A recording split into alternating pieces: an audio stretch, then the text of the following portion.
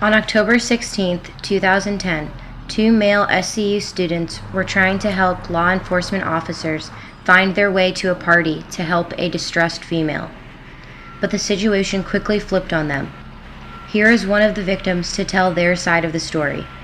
His identity was asked to be hidden. My first negative experience with the cops, and my only negative experience with the cops, it happened in October. It was a day party. It was a really good time. I wasn't drunk. I was about 2 keystones deep and completely coherent. Pretty much what happened is it started out like this. This girl fell off the roof of this house that was having a party, and the EMS was called out, and then the cops were called out, and I was walking on the street and I saw these officers banging on the door of the house next door to the house where the girl fell off. My friend Peter and I walked up there, and you hear this police officer knocking on the door. He's sitting there, he's banging on the door, and he's saying, he goes, if you don't open this door, we'll fucking kick it down. And I said, whoa. And I didn't challenge anything. I watched it. But my friend Peter tapped the police officer on the shoulder and was trying to explain to him that they're at the wrong house and the girl fell from a different house. And so, pretty much the cop didn't want to listen and said, it turned around to Peter, and the look in his eyes freaked me out. He said, don't touch a cop. Physical in the sense of I'm responsible for taking people into custody for doing things against the law. And whether that is walking into a residence where there's domestic violence, a man and woman are fighting, and to break up the fight, somebody needs to be restrained. Absolutely, you have to get physical. This job is definitely physical, no doubt about it. Have I had that opportunity to do that? Well, in 26 years of law enforcement, I have to say absolutely. Do I like to do it? No. Nobody wants to get physical because a lot of times you get hurt, including myself. But we're trained. We rely on that training to try to do the best we can so everybody walks away not hurt. And that includes the subject as well as myself and other officers that are called to the scene.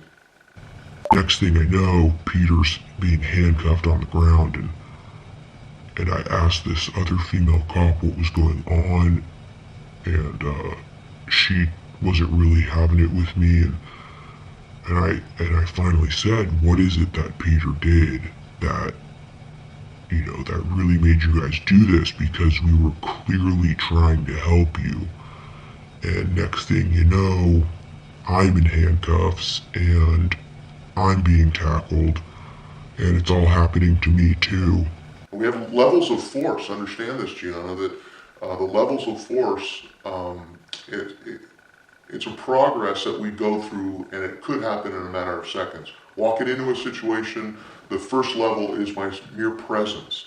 My mere presence sometimes will quell the scene. If that doesn't work, then my voice, telling a person, sit down, put the hammer down, do what I tell you to do. And if that doesn't work, then the physical touch, where I grab a person and say, do what I say, do this, stop doing that.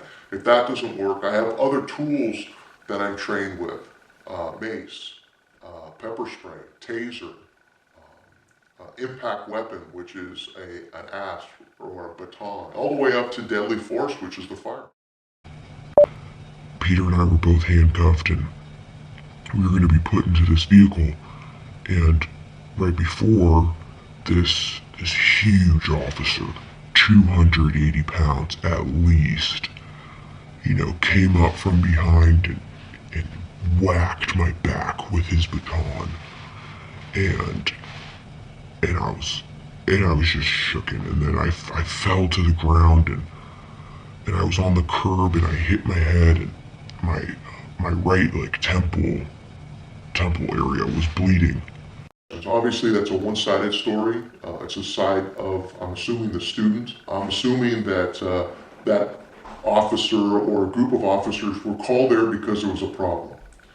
And they're walking in trying to assess the problem, and somebody goes up and taps me on the shoulder because he wants to know the consequences as I'm trying to gain control of a situation that could get very dangerous and out of control. That's probably not the appropriate time to tap me on the shoulder to ask me a question, okay? Does that justify me to use my baton against him? Absolutely not. That wouldn't apply there. But again, this is one side of the story. And then we went to court, and we got some good lawyers, and they cleaned everything up. And the officer, that big guy, the 280-pound guy, he was let go from the force. So he didn't come back. Well, with every profession, regardless if you're a police officer, whether you're a teacher, a priest, an attorney, a judge, it makes no difference. We always have somebody in those professions, in every profession, that acts beyond what their scope is, beyond what they're due. I'm not here to tell you that all police officers are perfect and have never done things that they shouldn't have. And hopefully most of those that go beyond that line are held accountable for it. There's consequences to their actions. I teach all my guys that. If you're going to go out of bounds and do things that you shouldn't have, then you're going to be held accountable for it. And that's going to happen. Absolutely. The hardest thing is, you're in a situation, you get called out to a scene, you don't know what's there. You have absolutely no idea who you're dealing with. Everybody's running out, and you have to run in. And I think the biggest fear is getting shot at, obviously. When you hear gunfire and you're running in to try to quell it, you're trying to figure out what's going on. You just don't know. It's the unknown. One day it might be saving a cat out of a tree. The next day, you know, you got a madman that wants to kill you and everybody else around you. So, and this, you know, law enforcement is pretty tough. There's no question about it. So is firefighting. So is all those types of jobs. There's no doubt about it. And that, I think, in summary, and summing this whole thing up, and listening and reading some of your questions that you had, it's easy to judge. You might have a police officer that has done something over and beyond what he should have done. And then you pretty much, every police officer you see, you judge him and say, oh, that's a cop. That's a dirty cop. Oh, he's probably writing tickets so he can get another toaster today. And if anything out of this whole interview is, hey, cops, as you call them, law enforcement officers are people too. I live in a house, I have a family, I go to church, I do everything you do. The only thing is, my job is the enforcement side of it. Just to keep your neighborhoods, your schools, in somewhat of order and a semblance, so it's not out of control. And that's my job, that's what I have to do. Me doing that might not make people happy at the time, especially the person that I have to deal with. But there's a reason that we have those laws. There's a reason why we have enforcers. And that's so we can somewhat be safe in our schools and our communities. And that's what we do. There's two sides to every story. Absolutely. And I would hope that instead of casting judgment on a person just because he wears a badge, that you give some thought into some of these scenarios that you're investigating and see there is two sides. And after you receive all the information from both sides, then you make judgment.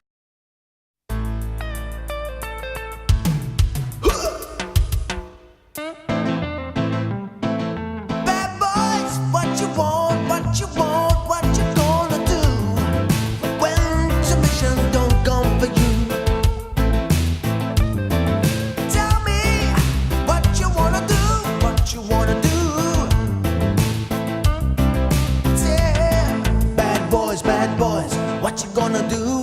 What you gonna do when they come for you? Bad boys, what you gonna do? What you gonna do when they come for you? When you were 8 and you had bad traits, you go to school acting like a bloody fool. If you get hot, then you must get cool. Bad boys, what you gonna do? What you gonna do when they come